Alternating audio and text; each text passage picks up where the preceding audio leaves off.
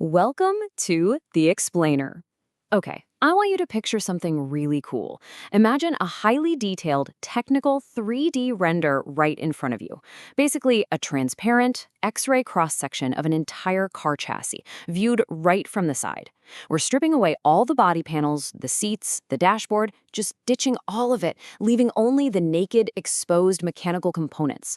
Through this exploded view, we're going to trace the exact path that power takes to get a heavy piece of machinery moving. It's honestly this brilliant, intricate chain reaction of engineering, and we're following it from the very first spark all the way down to the pavement. Here's a quick roadmap for today. We're going to start with the anatomy of power, look at how the transmission shifts, bridge the gap with the drive shafts, see how the differential splits the torque, and finally, look at where the rubber actually meets the road. All right, part 1, the anatomy of power. Let's see where this whole journey actually begins. So, every conventional vehicle needs a drivetrain to transfer power, right? Up front, the engine is our prime mover. The raw turning force from the engine's crankshaft is the energy we need to carry all the way back to the drive wheels. This layout is essentially our blueprint for this whole explainer. Engine, down to the drive shaft, and out to the rear axle. Now, before we trace the flow of that energy, we kind of need to clarify two absolutely crucial terms you hear constantly in the automotive world: power and torque. There's this old racing joke that actually hits the nail on the head. It goes like this: horsepower is how fast you hit the wall, and torque? Well, torque is how far you take the wall with you. Basically, power is the speed of the work, measured in RPMs. Torque is that brute physical force, the twist that actually pushes you back into your seat. Because an engine only delivers its maximum power at certain speeds, we need a way to manage it, which brings us to our next major component. Part 2, shifting. Enter the transmission. Okay, what we are looking at here is the absolute heart of an automatic transmission, the planetary gear set. It's literally named after our solar system because of how it works. You've got a sun gear right in the center, planet gears orbiting around it, a carrier that holds those planets, and a massive internal ring gear wrapping the whole shebang. The transmission's entire job is to take the high RPMs of the engine and convert them into the massive torque you need to launch a heavy car from a dead stop. By manipulating these specific gears, we can get totally different speeds and torque outputs. For instance, imagine holding the sun gear completely stationary while the ring gear drives the power. The planet gears are forced to physically walk around the sun gear, which makes the carrier rotate at a completely different speed.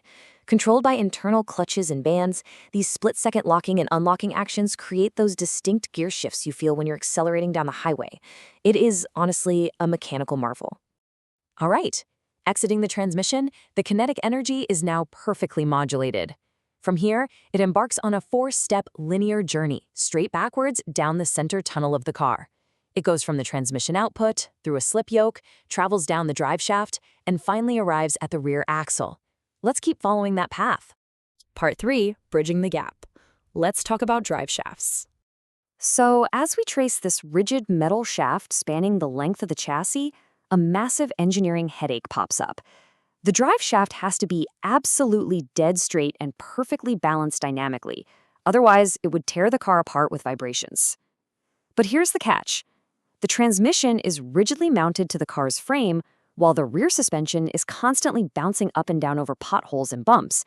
So how on earth does a rigid, fast-spinning tube handle a bumpy road without just snapping in half? The fix for this is ingenious. It's called the universal joint, or U-joint. Think of it kind of like your own wrist. You can twist a doorknob even if your arm is bent at an angle, right? Well, the U-joint gracefully bends while spinning at thousands of RPMs. This allows the rear axle to bounce up and down with the suspension while maintaining a perfectly continuous, seamless flow of high-speed twisting force from the transmission. Honestly, without this little flexible connection, rear-wheel drive as we know it simply wouldn't work. Moving on to part 4, the differential. It's time to split that torque. Think of the rear axle as the final catcher's mitt for all the kinetic energy we've been tracking. It relies on 3 major components to manage that force: the ring and pinion gear set, the differential gear set, and the heavy-duty carrier housing that protects the whole assembly. Let's dive inside. Right here is where our front-to-back spinning energy makes a hard 90-degree turn outward. The driveshaft connects to a small, conical pinion gear which meshes directly with a massive ring gear. This intersection redirects the energy toward the wheels and provides one additional final gear reduction to multiply the torque one last time before it actually hits the pavement. But wait, the rear axle has one more absolutely critical job. When a car turns a corner, the outside wheel travels a wider arc, right? Which means it has to travel farther and faster than the inside wheel. If both of those wheels were just locked to the same solid axle, the tires would skip and drag across the pavement during every single turn. This is where the differential gear set steps in to save the day. It's a cluster of smaller gears inside the ring gear that safely splits the torque, allowing the left and right wheels to rotate at completely different speeds while still receiving engine power. It's a total game changer for your tires and your vehicle's handling. And finally, Part 5, Rubber Meets the Road, the final stage. So, tucked inside the hollow tubes of the rear axle housing are the solid steel axle shafts. Their splines lock directly into the side gears of that differential we just talked about, carrying that twisting force all the way out to the wheel hubs. Now, to support the crushing 2-ton weight of a moving car, these axles ride on heavy-duty tapered roller bearings. At long last, the kinetic energy reaches the wheel hub, the tire grips the pavement, and boom, the car launches forward. Now that we've traced this incredible mechanical chain, from the engine block, through the planetary gears, down the balanced drive shaft, making that sharp 90-degree turn at the differential and out to the wheel bearings, I want to leave you with a thought. When we look at the engineering of modern electric vehicles, lots of them are using direct drive components now. They're mounting electric motors directly to the axles, or even right inside the wheels themselves, which completely eliminates the need for center drive shafts and complex multi-gear transmissions.